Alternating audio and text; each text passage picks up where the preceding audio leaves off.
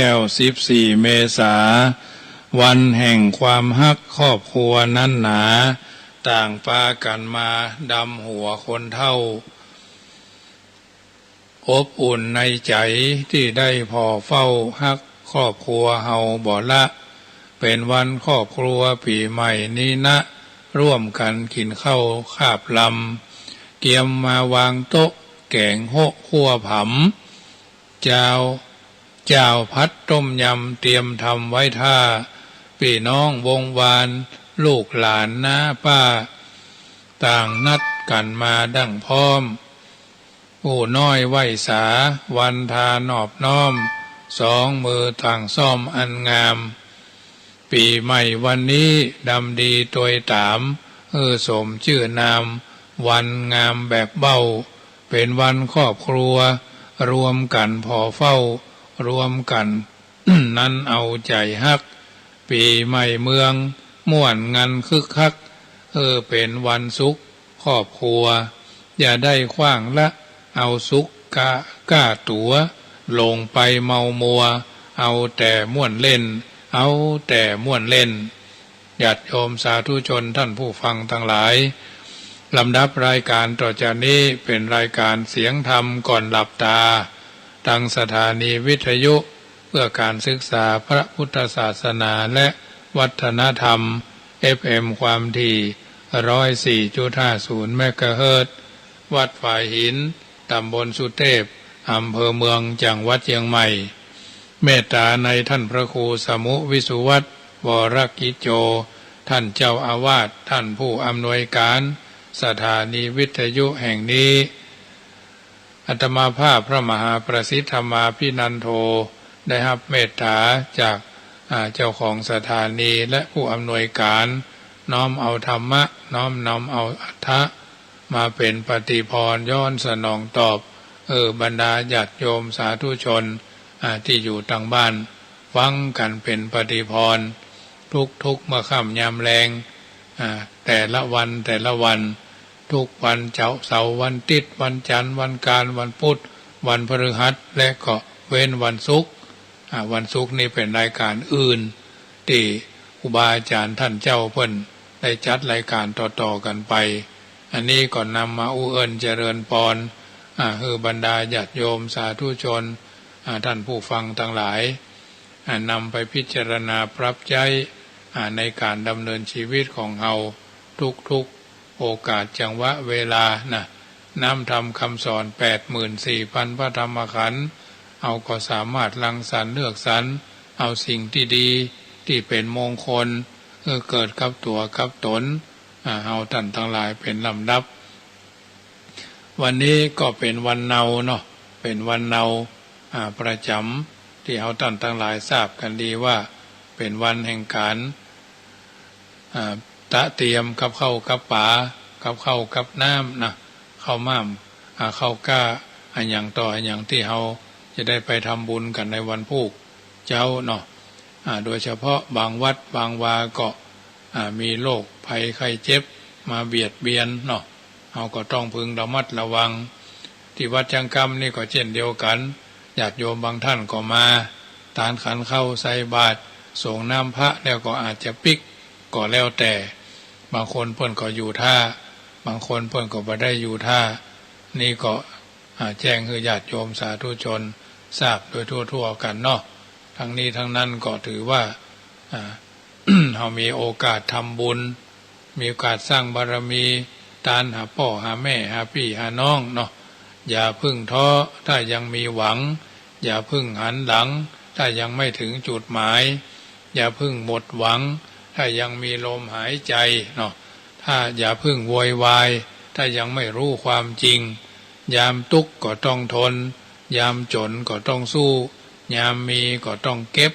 ยามเจ็บก็ต้องจำยามทำก็ต้องคิดยามผิดก็ต้องแก้ไขยามแค้นต้องให้อภัยยามบ่มีภัยต้องดูแลใจตัวเก่าอันนี้เป็นต้นเนอะบรรดาญาติโยมสาธุชนท่านผู้ฟังทั้งหลาย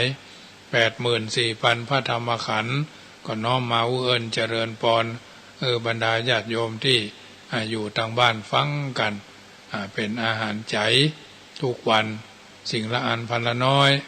ก็เป็นสิ่งที่นำมาอุเอิญเจริญพรบรรดาญาติโยมได้ทราบกันแล้วก็พึงประพฤติปฏิบัติกันไปอันใดมันถูกกับจริตอัธยาศัยเอาก็ถือว่า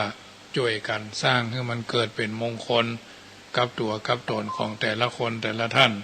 อันใดที่มันบ่ดีที่มันบ่เหมาะเฮาก็บ่ต้องไปใกล้เฮาก็บ่ต้องไปว่าเฮาก็บ่ต้องไปเสียดสีนินทาคนนั่นคนนี้เนาะถ้าเฮาถือว่าเฮาทำแล้วเกิดความผาสุกร่มเย็นโดยประการใดก็ทำไปตามที่เฮาทำได้ทุกสิ่งทุกอย่างดีชั่วอยู่ที่ตัวเฮาทำสูงต่ำอยู่ที่เฮาทำตัวดีชั่วอยู่ที่ตัวเฮาทำทั้งนั้นอย่าใช้ชีวิตหรูขณะที่ตนมีรายได้ต่ำอย่าอยู่กับคำว่าจนไม่ลงขณะที่ตนกำลังมีชีวิตขาลงอย่าอิจฉาคนอื่นแต่จงทำชีวิตของตนคือดีอวดเก่งคือสันดานของคนโง่ชอบโชว์เป็นสันดานของคนปมเด่นอิจฉานินทาคือสันดานของทนทำอันยังบะจ้างหรือไม่เป็นหรือเห็นแก่ตัว เห็นแก่ตัวเป็นสันดานของคนที่น่ากลัวยิ่งกว่าสัตว์หน้าขนอันนี้เป็นว่าแบบนี้ก็นำมาอุเอิญเจริญพรญาติโยมสาธุชนได้ทราบวันนี้หลายท้องที่ก็อาจจะมีครึ้มฟ้าครึ้มฝนเนาะครึ้มฟ้าครึ้มฝนก็พึงระวังเนาะเกี่ยวกับโรคภัยไข้เจ็บอย่างต่ออย่างที่เราจะต้องเผชิญกับหลายๆสิ่งหลายๆอย่างวันนี้เพิ่นห้ามด่าเพิ่นห้ามว่าห้ามนินทา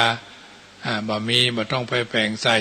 บ่ใหญ่บ่ต้องไปแปลงเอาเนาะเพราะมันบ่เป็นประโยชน์ทุกกรณีอันนี้ก็น้อมเอิญเจริญพรแจ้งให้บรรดาญาติโยมได้ทราบปากันแล้วก็บ่ฮือแคล้วเสียยังกรรมกรรมภาธนาความหวังที่ตั้งไว้จักสมใจบ่หลอกหลอนหนึ่งต้องใจแน่นอนฮักงานไซบ่รวนเรข้อสองต้องขยันภาคเพียรมั่นบ่หันเหสามจิตคิดทุ่มเทบ่ทิ้งขว้างเสียกลางครันข้อสี่มีเหตุผลคอยคิดค้นบ่หลุดพ้นบ่ผุนผัน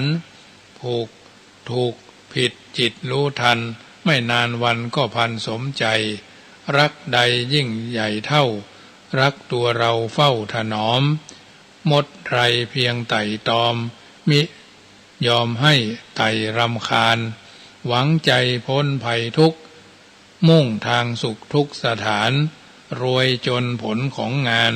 บันดาลให้ดั่งใจตนโลกกว้างทางชีวิตอย่าหลงผิดคิดช่อฉนศีลธรรมดำรงชนค่าของคนดลสุขใจรักที่มีคุณค่ากอบเมตตาการุณไว้เสียสละและอภัยพาโลกให้สุขร่มเย็นเนี่ยท่านสาธุชนท่านผู้ฟังทั้งหลายรายการธรรมะก่อนรับตาหรือเสียงธรรมก่อนรับตาเป็นส่วนหนึ่งที่นำมาอุเอิญเจริญพรอุจาทักทายบรรดาโยมพ่อโยมแม่โยมพี่โยมป้าโยมอาวโยมอาทั้งหลายที่อยู่ทางบ้านฟังกันเป็นประจำทางนี้ทางนั้นก็ถือว่าทุกคนทุกท่านได้ดำเนินชีวิตโดยมีรักยึดหลักประพฤติหลักปฏิบัติคัดเกลาตนตัวคือออกจากความบดีบงามเนาะ มีความซื่อสัตย์มีความพอใจมีความอยู่เย็นเป็นสุขอยู่กันอย่างพี่ดีกันอย่างน้องปรองดองกันเหมือนญาติประเทศชาติพระพุทธศาสนาก็ต้องดำเนินไปแม้บางเตื้อบางครั้งบางโอกาสบางจังหวะบางเวลาเราอาจจะทำอันนั้นอันนี้โดยบ่ถูกต้องนะโดยเฉพาะอันว่าข่าวลือข่าวสารถึงวันนี้เป็นข่าวมาจากหลายอย่าง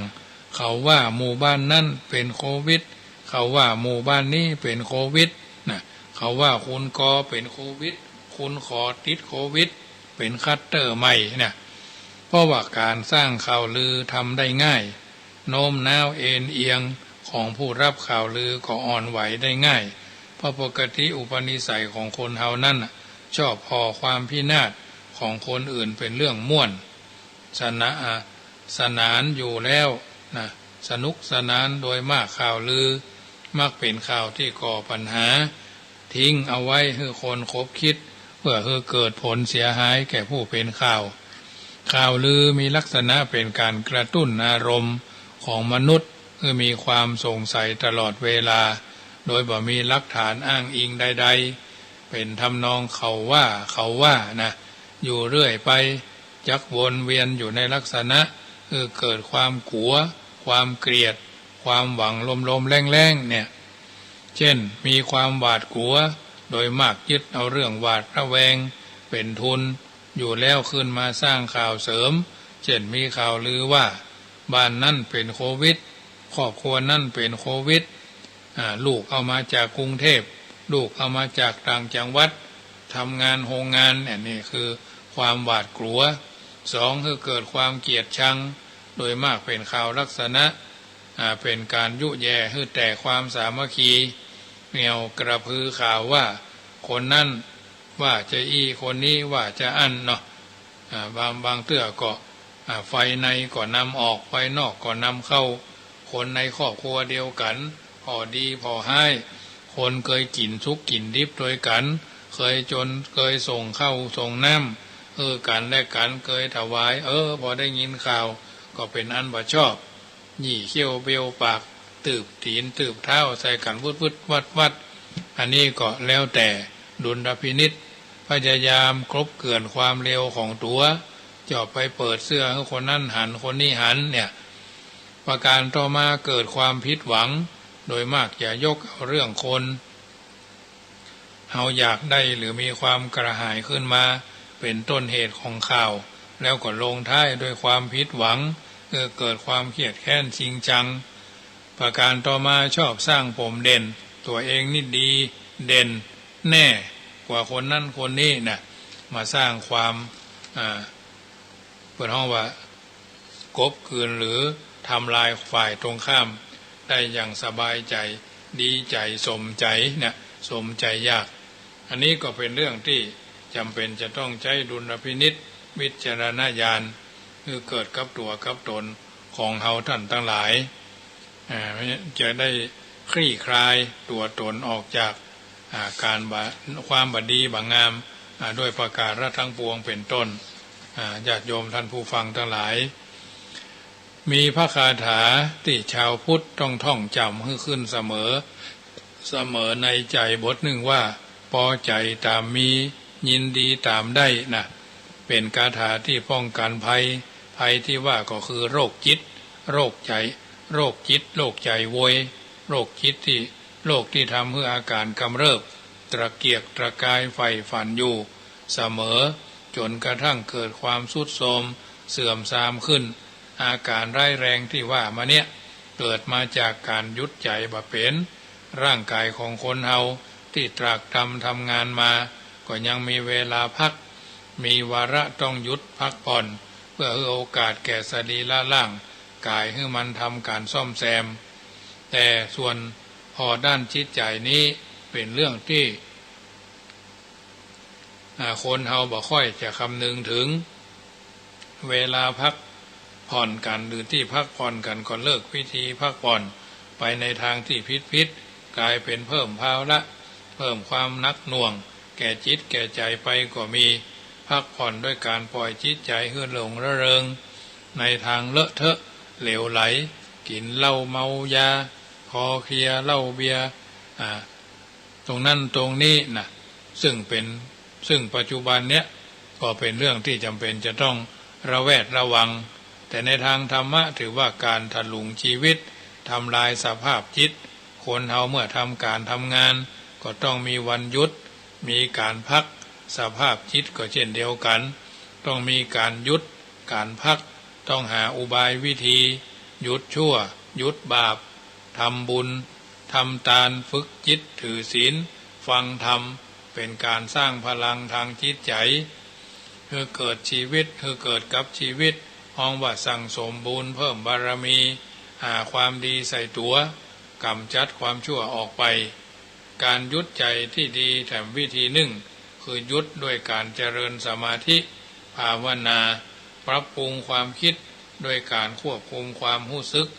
เพื่อมีความยินดีพอใจกับสิ่งที่ตนมีที่ตนเป็นอย่าปล่อยให้จิตใจกำเริบ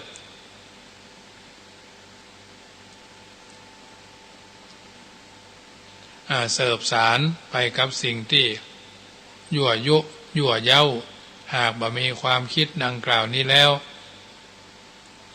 เราก็จะกลายเป็นเสมือนปลาที่ถูกเบ็ดดึงไปรอบๆจึงกึดอยู่เสมอความอยากที่เกิดขึ้นกับใจเฮานะมันแสนจะพิสดารทั้งหวานทั้งขมแต่การที่จะเป็นไปตามความอยากนั้นมันตั้งอยู่บนฐานที่แท้จริงของเฮาโดยเหตุนี้ความอยากจึงเป็นอันตรายหากความสำเร็จของเฮาจะมีได้เพียงการตั้งความปรารถนาแล้วโลกนี้คงบ่มีคนที่ผิดหวัง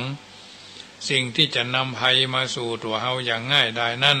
ก็คือความอยากอย่างไร้ขอบเขตนี่เองเพราะฉะนั้นจึงควรฝึกยุดความอยากด้วยการภาวนาว่าพอใจตามมี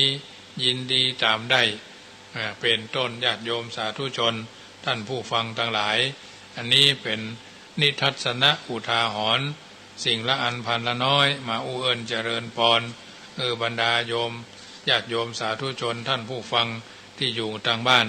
ชีวิตของคนเฮานั้นมีถึงทุกข์ถึงสุขเปลี่ยนแปลงเวลาอาจจะเป็นเรื่องบางเรื่องที่เฮาถูกใจบ่ถูกใจ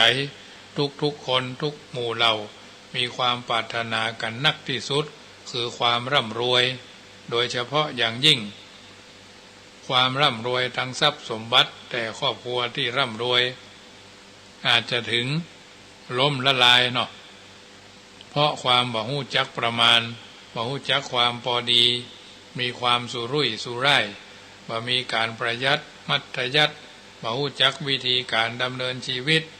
แบบมีหลักประเทศชาติที่ร่ำรวยอาจจะเป็นประเทศที่ล้มละลายเพราะบ่ปฏิบัติตามแบบมีหลักการตัวอย่างเคยมีหื้อหันเคยเป็นมาหื้อวิเคราะห์หลักการที่จะคงความร่ำรวยมั่นคงถาวรก็คือการที่มีผู้นำครอบครัวผู้นำประเทศต้องมีหลักการและต้องหื้อหลักการแก่คนในครอบครัวและประชาชนในประเทศโดยจะต้องนำตน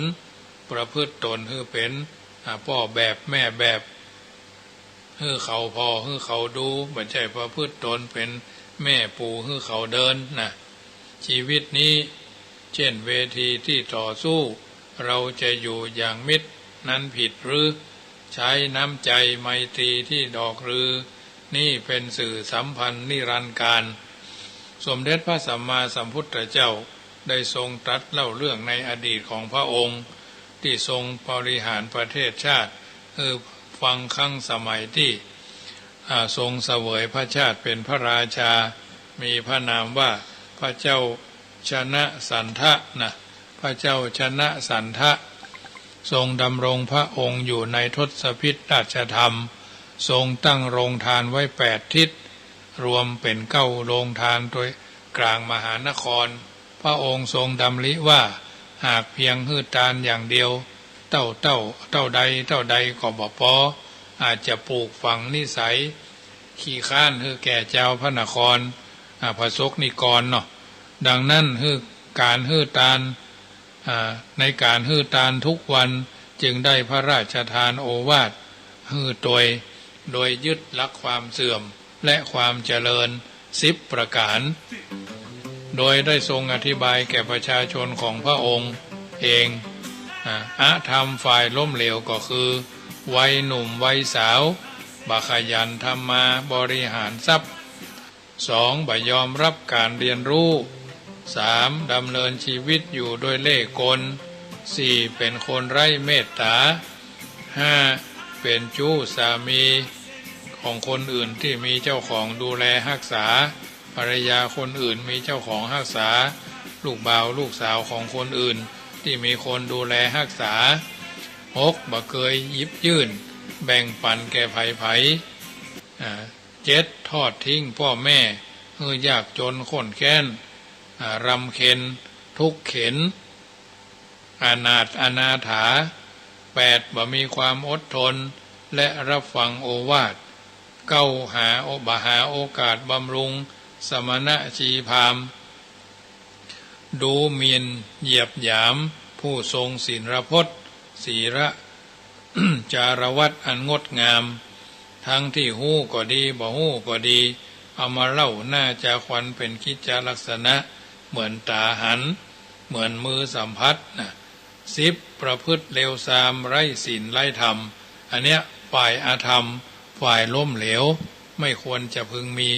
กำเนิดขึ้นในจิตใจของเฮาธรรมะฝ่ายความเจริญวัยหนุ่มวัยสาวเร่งทำงานบริหารทรัพย์ในตัวนอกตัวสองขยันรับความรู้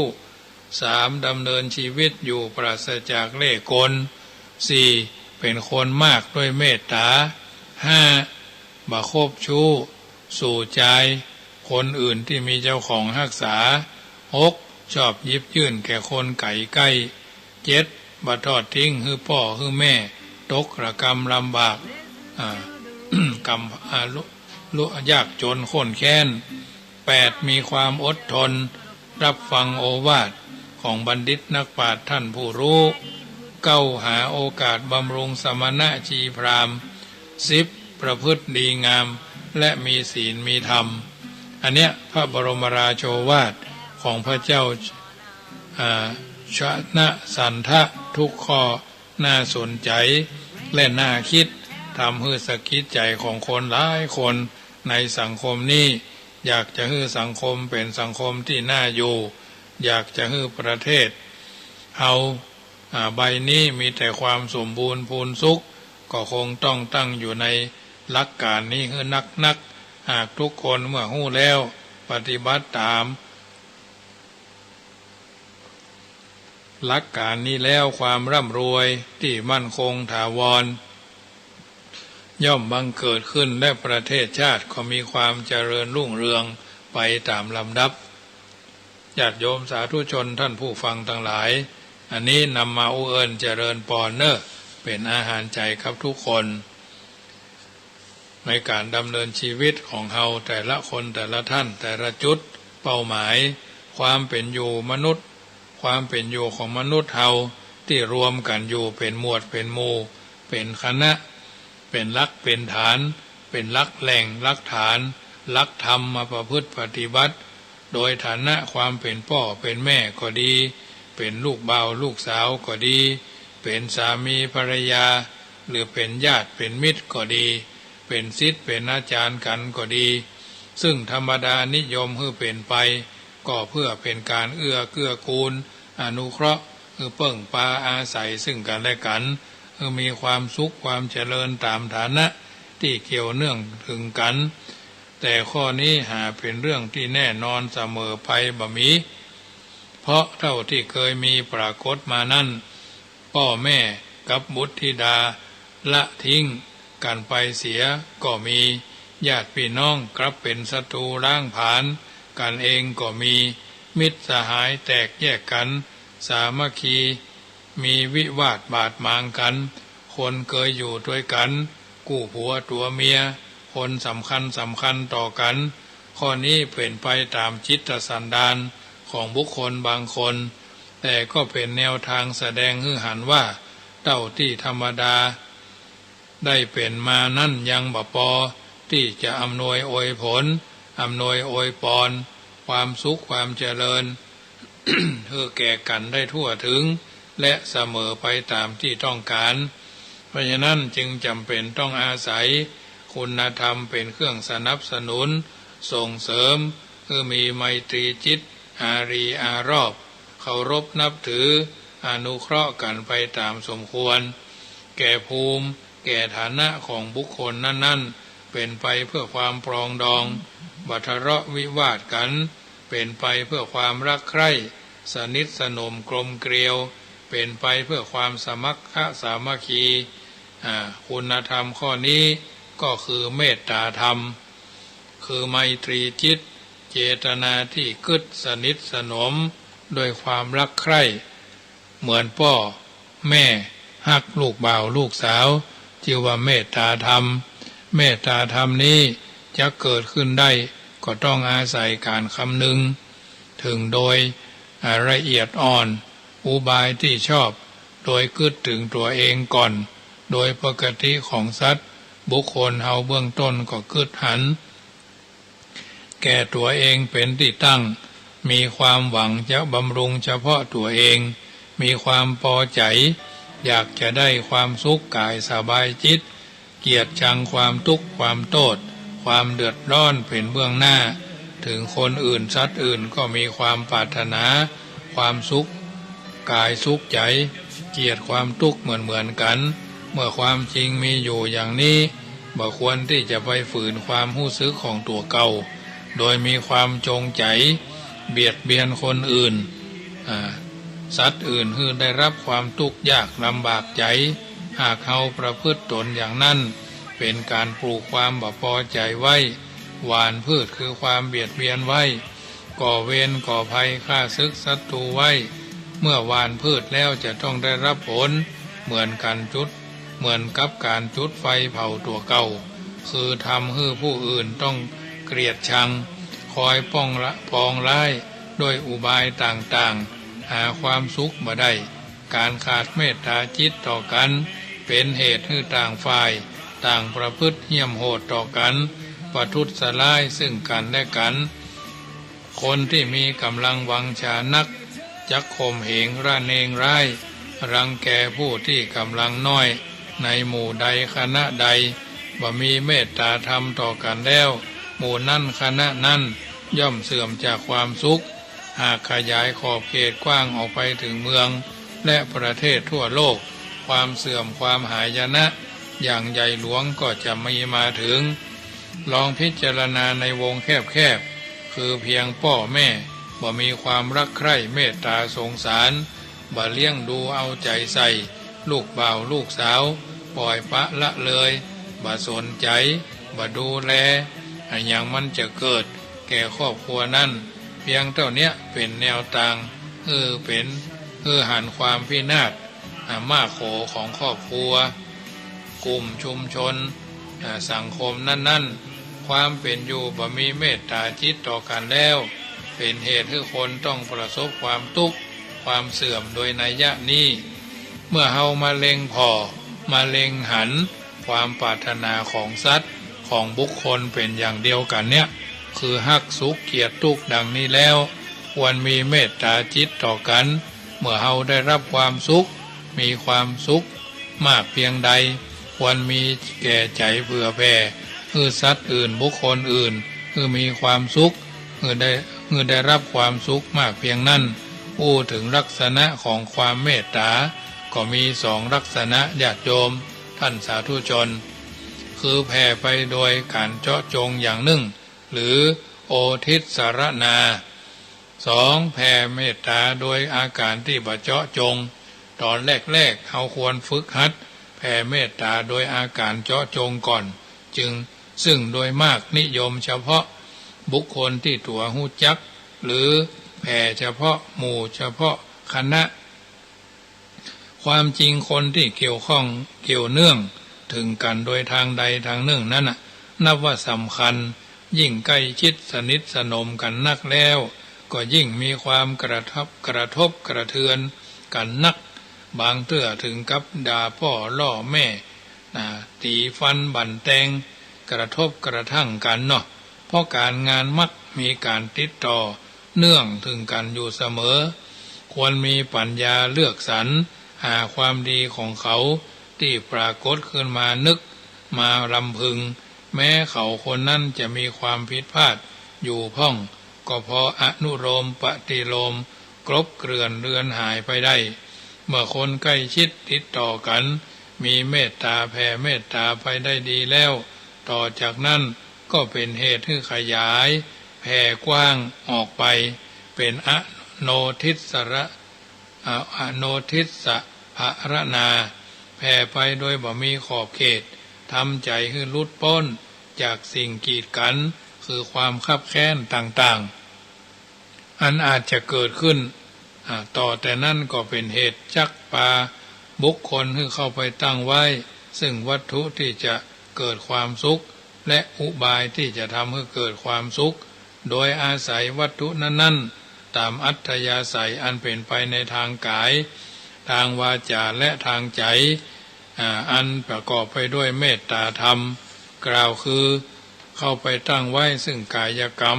ประกอบด้วยเมตตาในเพื่อนมนุษย์และสรรพสัตว์ทั้งหลาย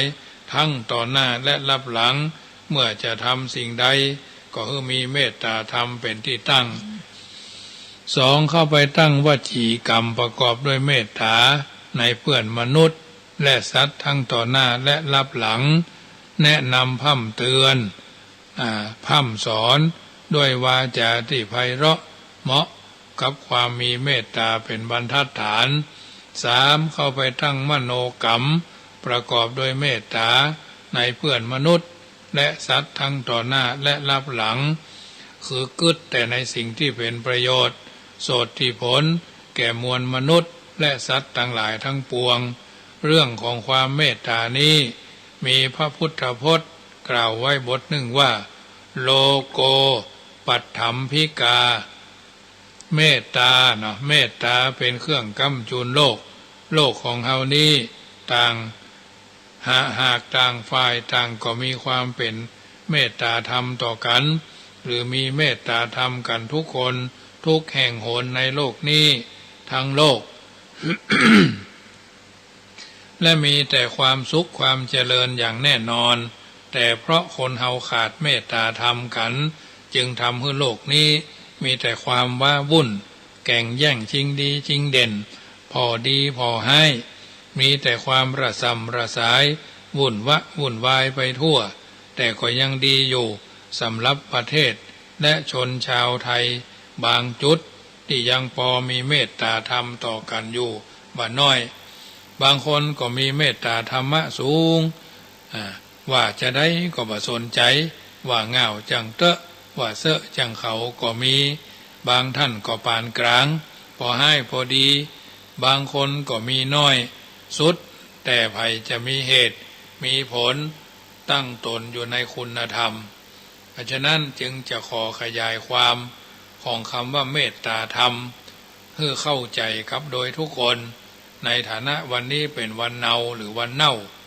ในเบื้องต้นญาติโยมคือการเข้าไปตั้งกายกรรมประกอบด้วยเมตตาอันได้แก่การเอื้อเฟื้อเพื่อแผ่กันตั้งกายขวัญขวายช่วยเหลือเอาเป็นธุระในกิจการที่บ่เหลือบ้ากว่าแหง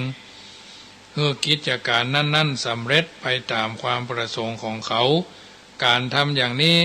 บางเตื้ออาจเป็นการช่วยบรรเทาทุกข์หรือเป็นการช่วยชีวิตก็ได้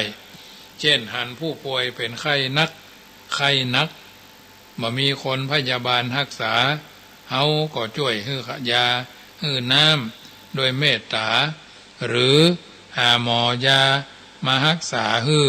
เมื่อเกิดมีพิษมีภัยในบ้านในเมืองของคนอื่นมีไฟไหม้เป็นต้นก็ไปช่วยเหลือช่วยคนเข้าคนของฮื้อผู้ประสบภัยได้พ้นจากอันตรายมีความปลอดภัยหรือเราจะช่วยสงเคราะห์อนุเคราะห์เท่าที่จักทำได้อย่างน้อยที่สุดเมื่อทราบข่าวว่าเพื่อนบ้านบ่ค่อยสบายก็ไปเยี่ยมเยียนเพื่อนถูกกักเพื่อนเป็นโควิดเนี่ยเราก็ถามไทยถึงอาการนี่ก็เป็นเครื่องหมายแห่งความเมตตาในส่วนกายเราสามารถที่จะทำได้หลายๆอย่างที่หันว่าเมื่อทำไปแล้วเกิดประโยชน์แก่แห่งฝ่ายหนึ่งซึ่งมีเมตตาธรรมเป็นที่ตั้งการเข้าไปตั้งวจีกรรมประกอบด้วยเมตตาได้แก่การช่วยเหลือตักเตือนพร่ำสอนบอกกล่าวหากผู้ใดมีความคัดข้องอันใดจะปรึกษาหารือด้วยกิจการอันใดก็ได้คือความช่วยเหลือชี้แจงความหันอกหันใจน้ำใสใจจริงบาละแวดบาละวังบาหาเรื่องประการที่สามเข้าไปตั้งมโนกรรมอันนี้สำคัญมาก มโนกรรมไปตั้งด้วยเมตตาจิตเพื่อบ่ฮื้อเวรบ่ฮื้อมีเวรมีภัยต่อกันบ่มีการเบียดเบียนซึ่งกันและกันหวังความสุขความเจริญต่อกันแม้เฮาจะบ่ได้ขวนขวายในกิจธุระด้วยกายวาจาแต่มีน้ำใจหวังเป็นสุขหวังให้เป็นประโยชน์แก่ตนเองอาการที่แสดงออกมาคือปรากฏภายนอกนั้น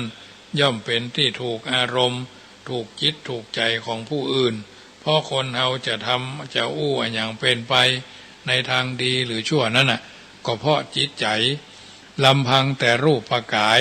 เหมือนกับรูปหุ่นจิตใจเหมือนเครื่องจักรอาการของกายวาจาเป็นอย่างไรก็ส่ออาการของจิตใจอย่างนั้นและเมื่อคนอื่นได้รับเมตตาจิตจากเฮาแล้วผู้อื่นเขาก็คงบ่มีไมตรีจิตต่อเฮาดังคำนิยามกล่าวไว้ว่ามิตรจิตมิตรใจเมตตาท่านท่านเมตตาเฮาเฮาฮักเขาเขาก็ฮักเฮาการมีความเมตตาต่อคนอื่นเหมือนการสร้างบ้านให้แก่ตัวเองคือผู้อื่นเท่าใดชื่อว่าคือเฮาเท่าอันการแสดงเมตตาจิตนี้ญาติโยมอย่าว่าแต่คนเฮาเลยสิงสาราสัตว์หมูหมากาไก่มันยังมีความเคารพนบนอบเคารพนบนอบนอบน้อมต่อเจ้าของที่มาเฮาเลี้ยงดูแลเอาใจใส่อย่าตมาภาพเลี้ยงหมาหรือสุนัข4 ตัวใหม่ๆมันก็แหใหม่ๆมันก็บ่อยากจะเข้าใกล้เนาะเพราะมันบ่เคยห้องจะได้ก็มาเอาเข้าคือมันเอาน้ำคือมันขนมนมเนยคือมันได้กินเหงื่อกินมือก็เฮามันก็รู้สึกว่ามันกุ้นมันคือความคุ้นเคยบางทีบางครั้งยังดีกว่าคนบางประเภทที่ชอบฝ่านินทาว่าให้บ่มีแปลงใส่บ่ใหญ่แปลงเอาเนรคุณเอาด้วยซ้ำไปก็มีญาติโยมที่ผ่านร้อนผ่านฝนผ่านหนาวมามากกว่าอาตมาก็คงจะเข้าใจในเรื่องเหล่านี้แต่ถ้าเรามีความมีเมตตาจิตอยู่ในใจนะญาติโยมรับก็เป็นสุขตื่นก็บ่ฝันให้เป็นที่ฮักของมนุษย์เป็นที่ฮักของหมู่มนุษย์เทพาอาฮักคุ้มของรักษาภัยต่างๆมีไฟของมีพิษสัตราวุธเป็นต้นย่อมบ่ถูกต้องและทำร้ายบ่ได้จิตย่อมตั้งมั่นไว้ได้รวดเร็วผิวพรรณวรรณะผ่องใสบ่หลงตายเมื่อยังบ่ได้บรรลุธรรมชั้นสูงก็มีเมตตาธรรมเป็นต้นอันเนี้ยญาติโยมสาธุชนท่านผู้ฟังทั้งหลายเฮาท่านทั้งหลายจะยืนอยู่บนจุดไหนเมื่อจะยืนอยู่ในจุดดีก็ต้องมุ่งหวังความเจริญถ้ามุ่งหวังความบดีก็แสดงว่าจุดนั้นเป็นจุดที่เสื่อมพูดถึงความเจริญและความเสื่อมก็เช่นเดียวกันเป็นลักษณะที่ตรงกันข้าม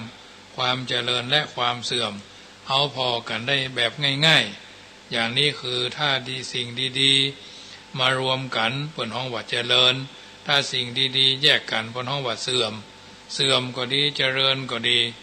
ความเป็นอยู่ของต้นไม้ก็เหมือนกันญาติโยมวัชพืชถ้าหากดีๆลำต้นดีๆกิ่งดีๆใบดีๆมันรวมกันอยู่ก็เป็นความเจริญของต้นไม้แยกออกกันไปรากออกไปทางหนึ่ง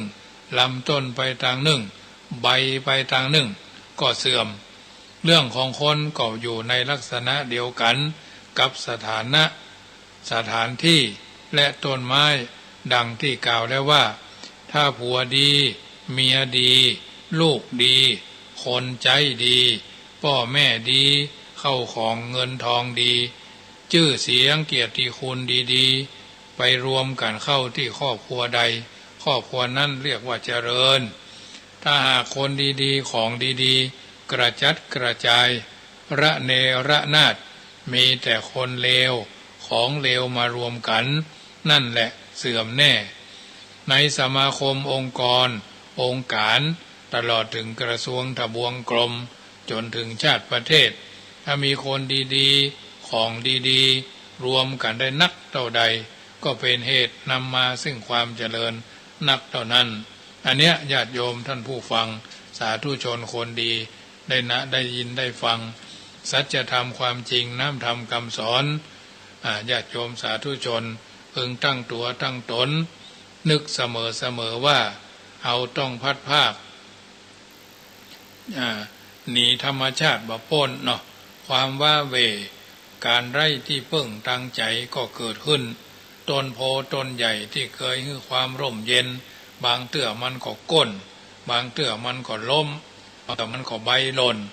ความสุขความอบอุ่นและความปลอดภัยก็เริ่มมดไปดวงประทีปอันสว่างไสวของชีวิตอนาคตก็เริ่มริบหรี่ลงเอาต้องพิจารณาเสมอว่าความพัดภาคจากของฮักที่เฮาชอบมีไผสิ่งใดที่จะอยู่กับเฮาตลอดกาลละนานจึงเป็นภาวะจำยอมที่ต้องทำใจและอดทนประคับประคองวิถีชีวิตของเฮาท่านทั้งหลายจุใหญ่น้อยใจยิงมาถึงวันนี้และวันต่อไปจะมีบ่มีก็ยังบ่ฮู้วันพรุ่งนี้เฮาจะหันตะวันแหมก็ยังบ่แน่ค่ำคืนนี้เอาก้นหัวนอนลงไปอาจจะเหลือไว้แต่ชื่อก็อาจจะเป็นไปได้การปฏิบัติตามคำสอนของท่านผู้รู้ได้กล่าวเอาไว้ว่าจงเป็นผู้มีความกตัญญูรู้คุณ2จงเป็นผู้เกื้อกูลอุดหนุนคนทั่วไป3จงทำใจให้เป็นปกติ4จงละทิฏฐิมานะโอหัง5จงระวังการกระทำและกรรม6ทำจิตใจให้บริสุทธิ์และยุติธรรม7บัวบ่ฮือจำนะบ่ฮือคุณอดทนเพิ่มพูนศรัทธาภาษาทะรักนับถือพระพุทธศาสนาตลอดไปโลกนี้ยังกว้างหนทางยังอยู่ยาวไกลฟ้ายังสดใสให้กำลังใจตัวเองญาติโยมสาธุชนท่านผู้ฟังทั้งหลายอิทธารมชื่นชมดวงใดอย่าได้หลงลาภยศสรรเสริญสุขฉุกคิดปรงไม่มั่นคงปรวนแปรไม่แน่ใจอนิทธารมเมื่อขืนขมแค้นเคืองด้วยเรื่องไหนเสื่อมลาภเสื่อมสูญยศทุกข์ตดใจถูกใส่ไฟเฟ้นด่านินทาตนทิ้งตรงนี้ที่ตั้งถังขยะล้วนสวะเหวี่ยงไปมันไร้ผลอย่าเก็บไว้ในใจมันไม่ทนทิ้งให้พ้นผ่านไปอย่าใยดีอันนี้เป็นต้นค่ำคืนวันนี้รายการเสียงธรรมก่อนรับตาอาตมาภาพพระมหาประสิทธมาภินันโทอุเอิญเจริญปรฮือบรรดาญาติโยมที่ฟังรายการคลื่น104วัดฝ่ายหินอยู่ตังใดแม่แตงแม่ริมแม่วางตลอดจนอื่นๆเนาะดอยสะเก็ดแม่ออนสันกำแพงสารปีหางดงเนาะฟังรายการนี้อยู่จุดไหนมุ่งใดก็โทรศัพท์ทักทายกันได้เนอะ10 นาทีสุดท้ายที่061-547-6539 ได้ยินแล้ววันนี้เป็นปฏิพรย้อนให้บรรดาญาติโยมทุกคนทุกท่านเนอะป้องกันดีกว่ารักษาโรคภัยไข้เจ็บอาจจะกระทบกระเทือนเอาท่านทั้งหลายก็พยายามลดละเลิกการคลุกคลีกับหมู่กับคณะอย่าไม่ประมาทกาดไม่ตกนะญาติโยมอยู่ซับ ทักทายกันเข้ามาได้เนอะ0615476539อยู่จุดไหนม่วงใดเจริญพรยายพรฟังชัดเจนเนาะเป็นกำลังใจเนอะ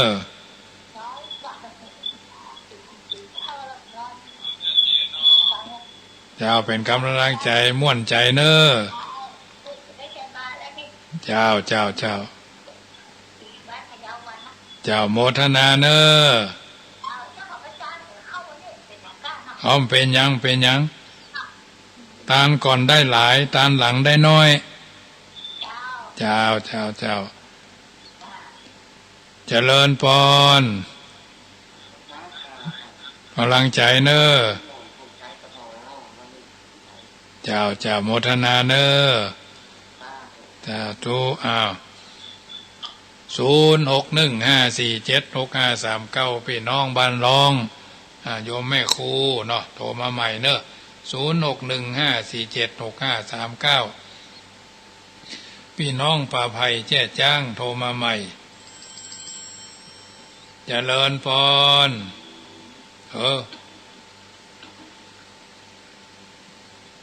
เจริญพรแม่ครูฝนตกล่ะ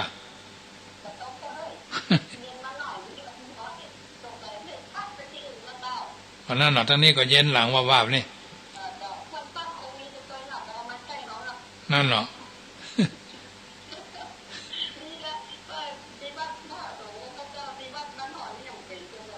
โอ้บางวัดนี่2 ตน 3 ตนนะวัดตำบลใกล้ๆเคียงนี่กะวัดจังกะมันไทยหัวจ้าง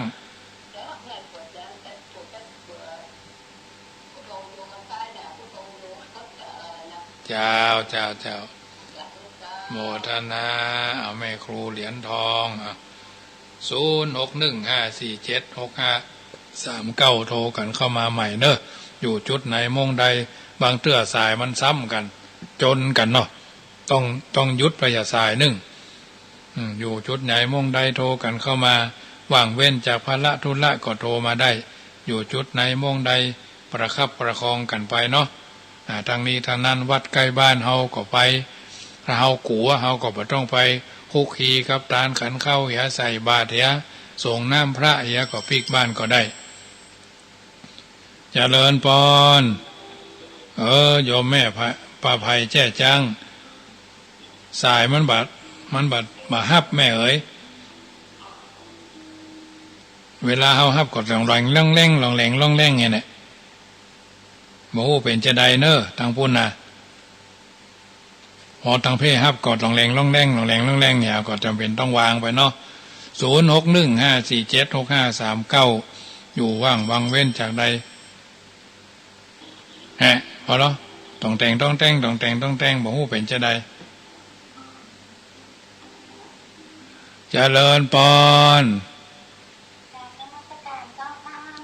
ฟังกันอยู่นอฟังดีเจ้าแต่ติดโควิดอยู่แค่ออกกลับได้2 วันนี้ไปเอาไหนมาน่ะไปธุระพอดีเพื่อนลูกกรุงเทพมาเจ้าเพื่อนก็มีด้วยค่ะเป็นด้วยค่ะเดี๋ยวนี้ออกกรรมแล้วเนาะเจ้าออกกลับได้2 วันเลยค่ะเจ้าพันหายสุขสบายเนอเจ้าสาธุเจ้าเจริญพรเจ้า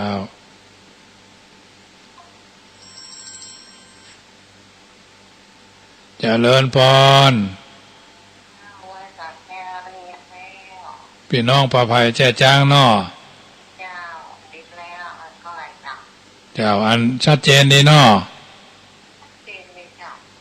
เข้าใจดีโมทนาด้วยเนอะเป็นกำลังใจเจ้าโมทนาเจ้าเหมือนกันเนาะเจริญพรเจริญทางใด9970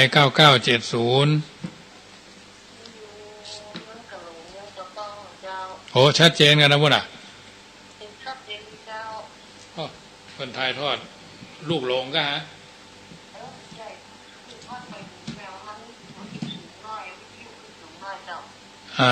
ได้ตลอดเนาะเพียงการหลง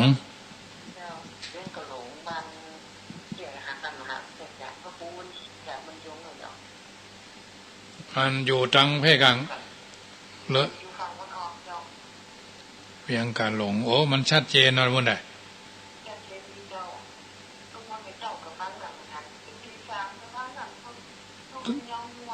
ตุลุงยองธรรมานี่อันออกทุกมะขามยำแรงวันจันทร์วันเสาร์วันอาทิตย์วันจันทร์วันการตึกวันพัดฟังได้ตลอดเนาะ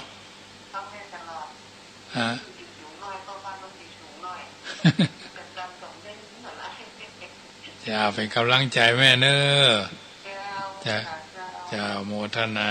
โอ้ดีใจเวียงกาหลงกายังหลงนะญาติโยมเหมยโคนบัดหลงก็บอกว่าจะว่าจะได้เนาะเอาละสมสมัยได้เวลาวันนี้เป็นวันเนาเนอะตั้งอกตั้งใจฮับปอนเนาะสัพพิติโยวิวัชชันตุสัพพโรโควินัสสตุมาเตภวัตวันตรายโยสุขีตีกาอยู่โกมงคลเลิศแล้ววันนี้นับว่าเป็นวันเนาแห่งปีใหม่พุทธศักราช 2565 เป็นวันที่ 14 เมษายนหมู่เราเจ้าข้าบางท่านก็ไปทานขันเข้าใส่บาตรหยาดน้ำบางท่านก็ไปทำมังกรส่งน้ำพระดำหัวคนเฒ่าคนแก่ที่มีความเคารพใกล้ชิดสนิทสนมตระกูลพ่อตระกูลแม่อันสืบกันมาเอาท่านทั้งหลายก็บรละเสียยังจารีตที่ประเพณีที่ครูบาอาจารย์บัณฑิตนักปราชญ์เจ้ากระทำปั่มเป่งกันมาบุญกิริยาวัตถุในด้านกายวาจาจิตใจถึงมดถึงมวลนี้จุงประมวลกับกายเป็นตบะเดจะเป็นภารวะปัจจัยเป็นอุปนิสัยนำส่งเมื่ออยู่สุขสบายเหมือนรับเมื่อตื่นเมื่อยืนเมื่อเตียวเหมือนเกี้ยวเมื่อกินเหมือนพุทธมงคลกาถาเหมะปัญจันหรือแห่ปัญจันท่านทั้งหลายห่างหายจากโรคาพยาธิรุ่งเรืองก้าวหน้าไปใจนั่นจุงจักมีเหมือนพุทธบรรหารบาลีว่าอมเหติทะพะทะกติทติเหวะเววะวิรุญกะรุกายะติรุวิวะเทอมกากานุนันะนินุนินะทุภะพาอมเหเทวาเตนิรุตภารุภิสาตะรุนิวาจะโรเทภกามุเหอวะนานะเหมะกุมภะอมสวหายแก่เหตุไล่นาสัพพะทุกขาสัพพะพยาสัพพะโคโรนาโควิด19วินาศสันตุพุทโธบังซ้ายธัมโมบังขวาสังโฆบังกายาอะระหังบังเกสาอะระหังพุทโธนะโมพุทธายะอายุวันโนสุขังปะลังขอเจริญปอนตาเกิดจากตาคินเนกว่าละอากว่าเจอนาเลยเนี่ย